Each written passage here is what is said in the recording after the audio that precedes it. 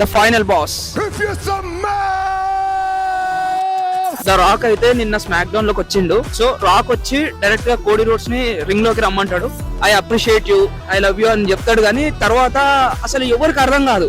I want your soul, నేను నిన్ను ఇంకా హై స్టాండర్డ్స్ లో చూద్దాం అనుకుంటున్నా అని అంటాడు. అసలు కోడి రోడ్స్ ముఖం చూడాలి, రాక్ అంత మంచిగా మాట్లాడుతుంటే. కోడి రోడ్స్ కి ఎంత రాగిపోయి మాటలు అసలు నమ్మబోద్దు అయితే. ఇది ఏంద్రా నాయన ఇట్లా చేస్తుండు మొత్తము. సడన్ గా నన్ను కొట్టినీకి వస్తాడు, సడన్ గా ఇంత కూల్ గా మాట్లాడుతున్నా అని ఆల్రెడీ కోడి ఆలోచనలో పడ్డాడు.